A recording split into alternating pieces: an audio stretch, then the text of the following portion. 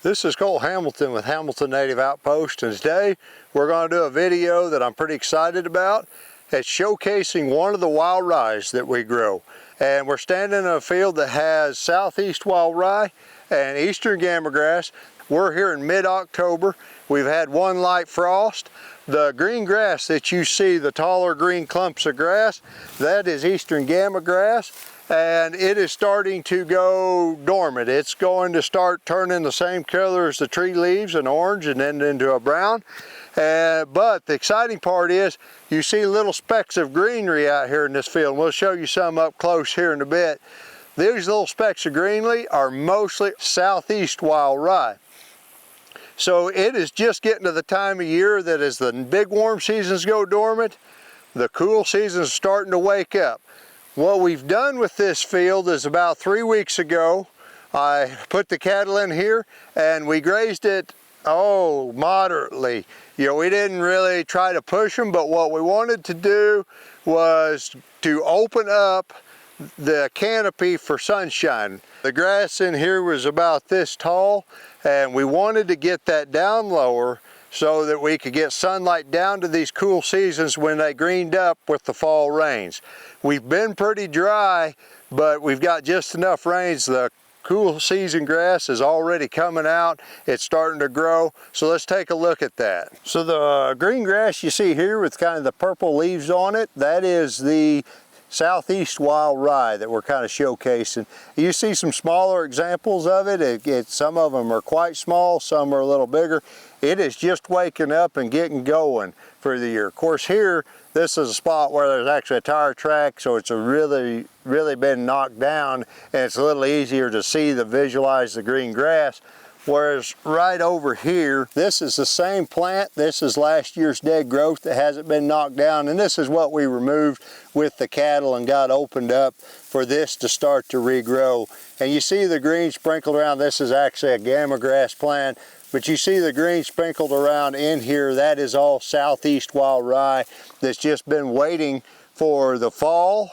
Whenever the warm season goes dormant, the cooler weather, and the fall rains, and this stuff should explode into growth here in the next, as the months go by, even next month. So in this video that we're making, we're going to kind of make a series as we go along, and we're going to show you not only how this grass is growing, but also how we're going to graze and use this grass this winter. A lot of people think of winter stockpile of grass, and I'm going to challenge people to think a little bit different about this, because I'm going to graze this multiple times this winter while it is growing back. Not as a stockpile forage. The stockpile that would be in this field would be the warm season grass that's going to go dormant. But these cool seasons, we're going to graze multiple times throughout this year and get really quality forage out of the regrowth between now and spring. Okay, let's see, it's December 5th here today, and we're back at that field of rye and Eastern Gama grass. I believe it's been about a month and a half since we shot the other video. We have really stayed really dry since then. We had about a ½ inch of rain since August to now, and so we're not getting the growth that we normally get. However, we're still doing quite well with the plantings that we have here. So we're going to go ahead and show this to you. The growth could be double probably, or even triple what it is, but it's not really that big of an issue. That's why we change our stocking rate to match the forage that we have. We're currently in stage 1 drought here where we're at. Another interesting note, since we shot the last video, we got about 1/8 of an inch of rain is what we've had in the last month and a half. So let's go ahead and look at the grass here. You can see around me that we've got a lot of the wild rye is greening up, and I'll kind of put my hand down here to show you the height. We're looking at 8 inches of growth to the points of the grass. It's starting to get more of a clump type look. When we was here before, it was more just sparse blades. Wild rye is a clump grass, but when it first comes up, there's not many blades in each clump, and then it starts to add more blades. It keeps its growth relatively low, like this 8 inches, or you might even see it get 10 inches. but even with better rain. But usually it just gets thicker with more blades and more leaf coming out of each individual clump, and the clump gets larger around. It's a clump grass like a lot of the other native warm seasons and cool seasons, so that's just it by design. These clumps will continue to thicken up. We won't bring the cattle over here again yet until closer to spring. We still have wild rye stems where they've been cut off like by the combine earlier. Whether this was a field that you combined or whether this was just pasture, we would treat it the same way. This one happened to have been combined for seed production. These are the wild rye stems. There won't be much nutrient value in them, and they won't eat them all that well.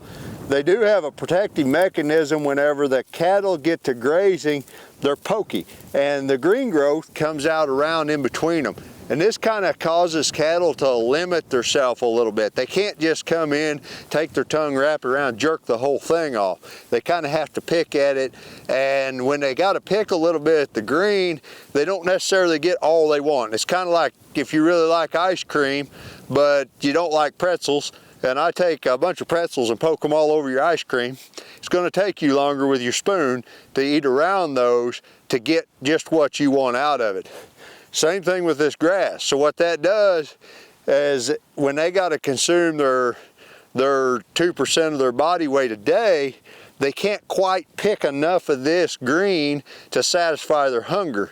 So then they'll go over here and they'll take a nice bite off of this eastern Gama grass right here, which is dormant and of lesser quality, but it's tasty enough, and it fills the need by filling up their belly. So they'll start to mix the brown with the green, so that stems actually help limit it. We get a lot of questions, should I bush hog it all down really short to get rid of those stems?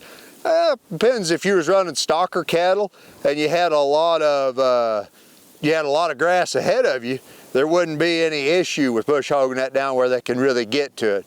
But where we're running, the cattle we're gonna run are just bred dry cows, or they may even be cows with calves still on them that we haven't weaned and they're bred back. There's really no need to just let them come in and eat all the lush green without eating this, and that's what they'll do without those stems. So we're back out here in this field of Gama grass and wild rye that we've been showing you kind of as it grows. We're up in mid-January now and getting a little bit cold. We finally got some rain. We've had about 1.25 inches of rain since we made the last video, and that come about 2 weeks ago. So we've been getting a little surface moisture along, but we finally really got some rain that matters. With that though, we've kind of set into the colder weather pattern. Got a little snow on the ground. We're really supposed to get cold here in the future. Not really a problem for the rye, but as you look down and you look around, you can see the Gama grass sticking up through this snow. And we don't have much snow. I mean, it's just a dusting. It ain't even really sticking to the ground. But you can see how your cattle, they've got plenty of forage up above it, even if we had 4 or 5 inches of snow. Of the brown stuff. Now I'm gonna kick this snow back a little bit and show you some of the rye. And you see that green and purple starting to show up. This is a rye leaf here, and it is just as, I don't really know if it's as good a quality as this green rye leaf here, but I do know the cattle eat it quite well. They don't really seem to select one to the other. I don't know what the purpling, I mean, the purpling happens with the cold weather, but I don't know really what it does to the digestive material here and the quality of it. But this is really good quality stuff for a cow. Easy for her to get a mouthful of green grass here. And like I say, we're up in middle of January. This will be probably the slowest growing portion normally of the year for the rye with the cold weather. But we didn't quite get the growth earlier because of drought, but it is growing here today, and it's probably grown 2 inches more since the last video. But what also is really impressive is not the 2 inches of growth, it's tillered out more blades of grass. So you probably have twice the forage material here as what you had when we made this video just a month or 2 months ago, back in December. So we've put on quite a bit of growth.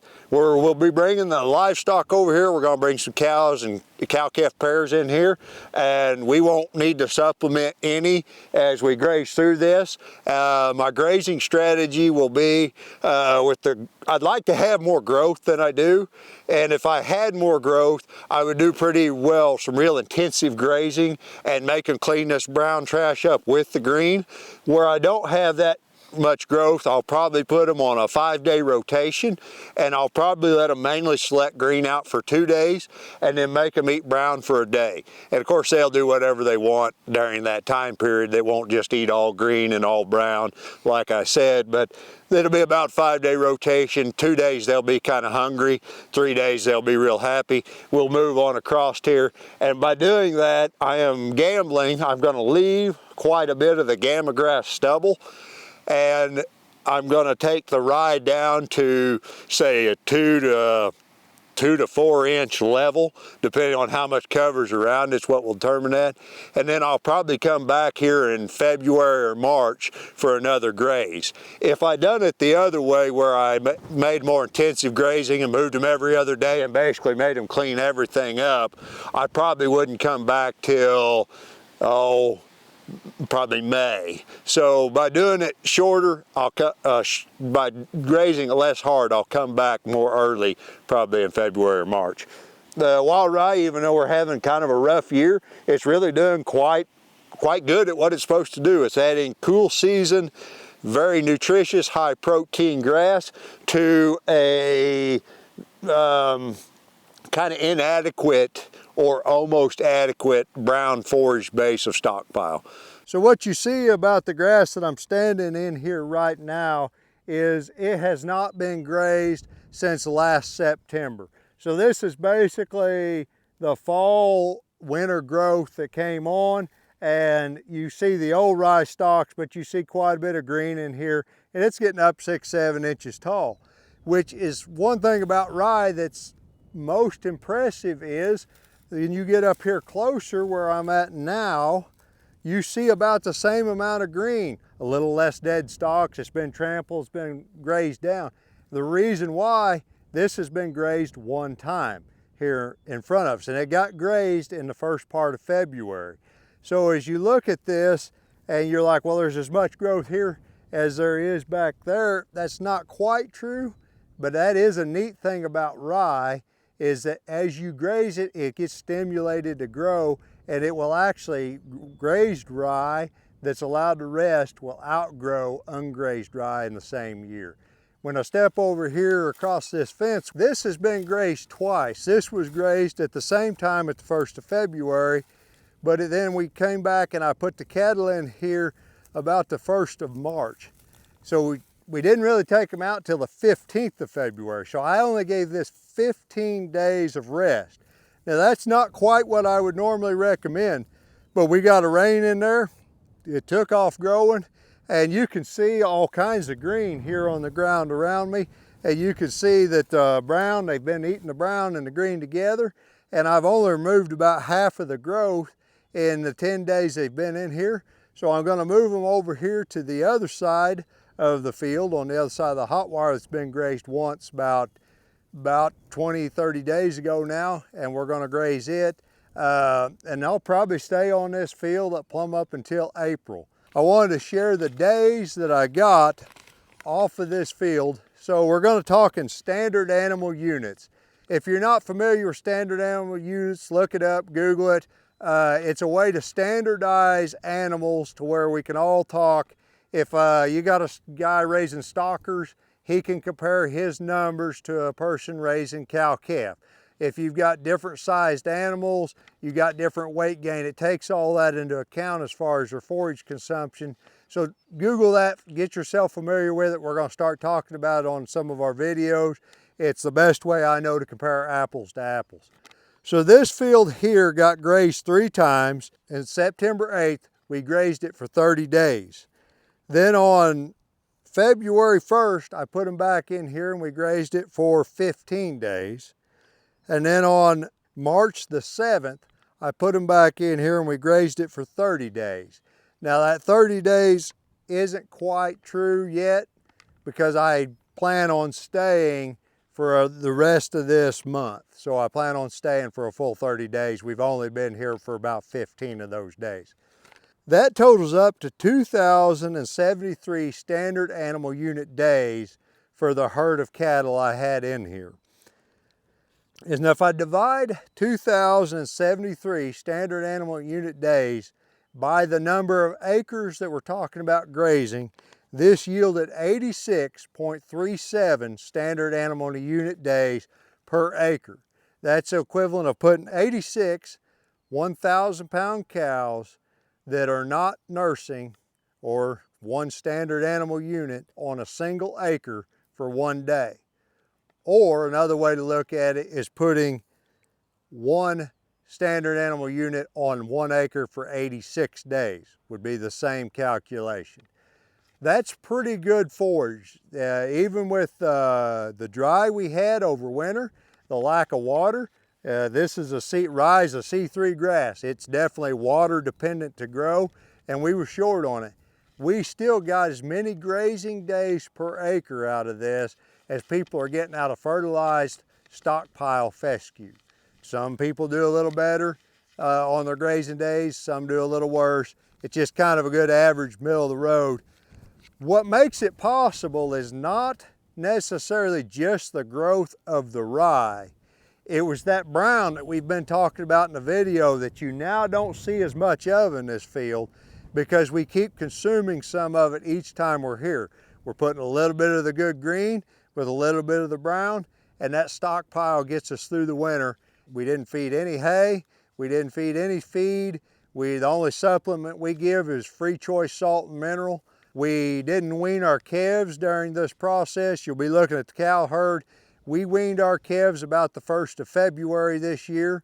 We left them on the cow for most all the winter. We did take some weight loss, particularly when it got cold. We was down in the negative temperatures there, those cows nursing calves.